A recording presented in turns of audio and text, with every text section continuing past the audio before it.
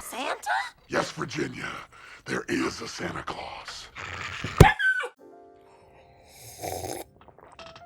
Hello, fellow people of culture. Welcome and Merry Christmas. You know, I talk about a lot of things on this channel, and when YouTube's harassment policies changed, I joked around a little bit about commentators shifting their focus to talking about movies. I know, as if it wasn't already kind of go-to content for most commentators anyway by this point. Almost every commentator gets bored at some point, decides to branch out, or just likes movies to begin with, so they like to mix up their content by putting some of that in there. I mean, Nick DiOrio even talked about 23 Reasons Why. Is that what it's called? I don't know. And when I tweeted that, CynicSnacks warned me to stay out of movies.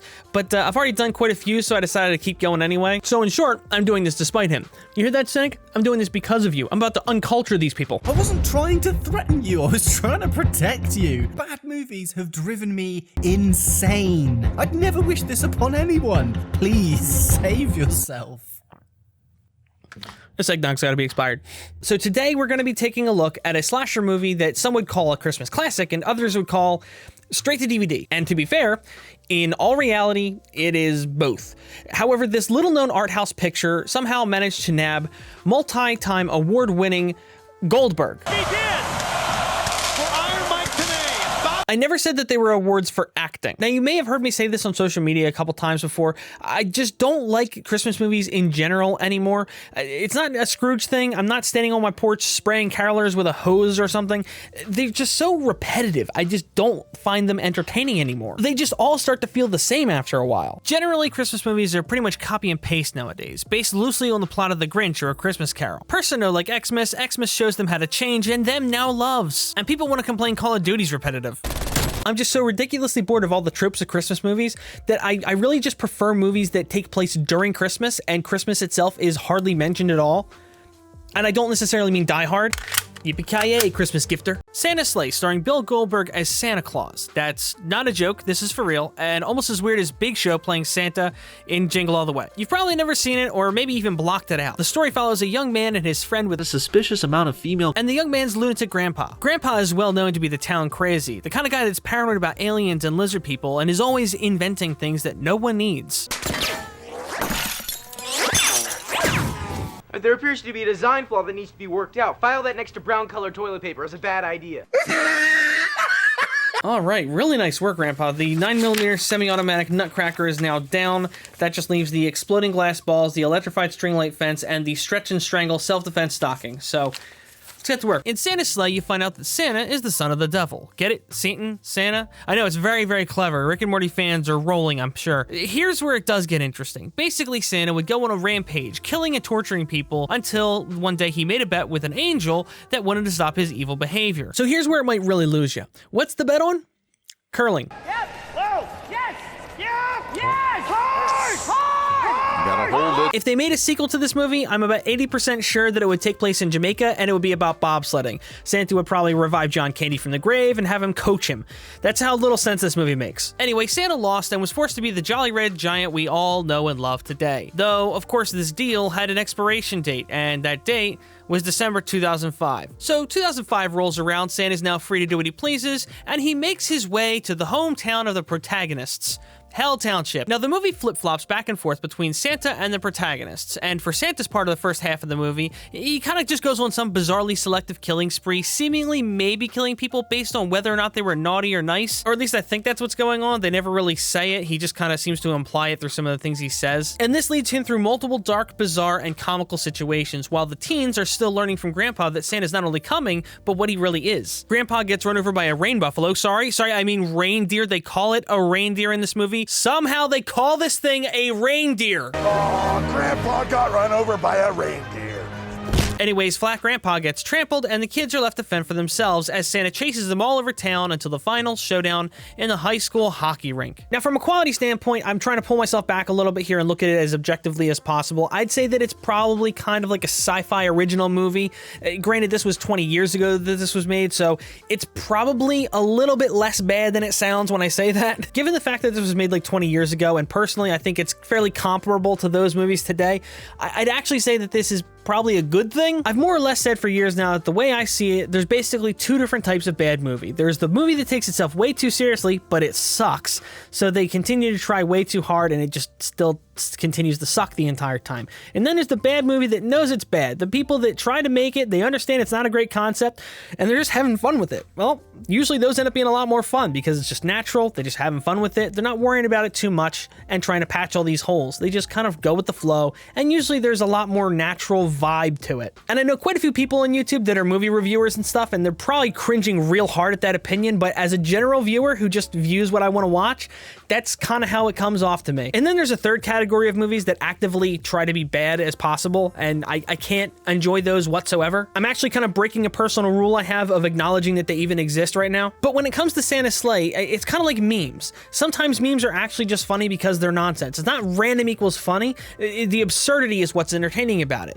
That's kind of what it is with this movie. And just so we're clear, absurdist humor isn't necessarily the same thing as random equals funny, lol. Sometimes you can spend hours working on a meme, making it super clean and look great, and it's just not as funny when you took it that seriously in the final product. Sometimes a meme actually does look better when it's a little scuffed, and that's just it. This movie's a meme from start to finish. I mean, for example, Where do you think you're going, fat boy? Goldberg is almost 6.5 feet tall and entirely muscle. I'm convinced that his forehead itself is a muscle, and yet the strip club bouncer makes fun of him for being fat. Then Goldberg promptly strangles him with a wreath. And that right there is a prime example of why this movie's so entertaining to me. And look, I understand that it's a slasher flick, so the kills should be entertaining, but this movie finds a way to make a bunch of different like Christmas-themed objects into murder weapons, and that's very, very entertaining. Even the very first scene of this movie, before the opening credits even roll, it sets this dark comedy tone so well. At first, it seems like nothing more than an ordinary family sitting down to enjoy their Christmas dinner together. And what you find out very quickly is they all hate each other, starring a little dog, Fran Drescher, James Caan, Chris Kattan, and a few others. All of whom Santa brutally kills while upbeat, fast-paced Christmas music plays in the background. This scene is magical, especially because Fran Drescher's voice just stops. Like abruptly and permanently. As a matter of fact, as entertaining as this scene is, it doesn't seem like it was super well written because I think there might be some incest going on. What does Gwenny want from big old Santa? Just a faithful husband. One potato. Oh, Virginia. Two potato. Oh, that's a good one. Three potato. Let's dig in. Listen, you half a fag.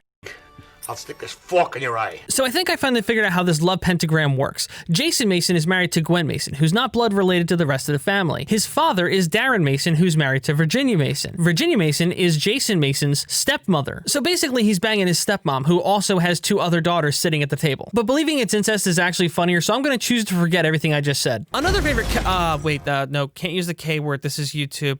That's gaming terms, fatality. Another favorite fatality of mine is when he attacks the teen's boss at work and impales him with a menorah. It's so bizarrely funny seeing so many holiday symbols, for a lack of a better term, violated like this. I can almost imagine Jerry Seinfeld sitting in the diner talking about this. He did it with a menorah. Who kills someone with a menorah? It's just unheard of. Now, while a lot of the humor is very juvenile, it doesn't seem like it's super forced to me. It feels like it was just kind of having fun with the concept, like I said earlier, which is one of the reasons I enjoy it. For example, the number of subtle references to male genitalia that I catch every time I watch this movie goes up. Like the cops' names, for example. Who on earth would name their kid Richard Zucker? Nicholas Joseph? Captain Cock will see you now.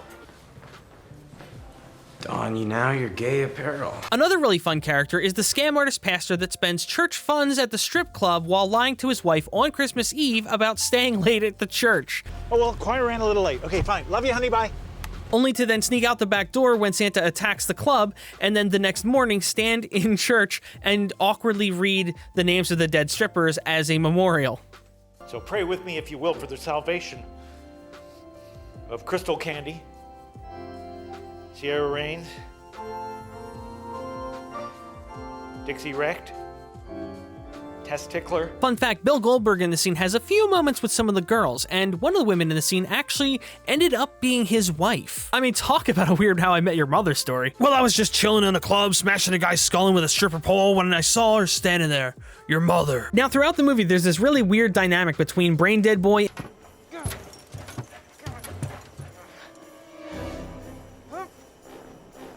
and his kind of sort of girlfriend, because there's a romance seemingly maybe kind of there, but it constantly seems like as they go towards it, they pull it back. Like there's multiple scenes in the movie where she acts like they're in a full-blown relationship, and he seems like he has no clue. You got my number. Call me when you're ready for a more mature relationship.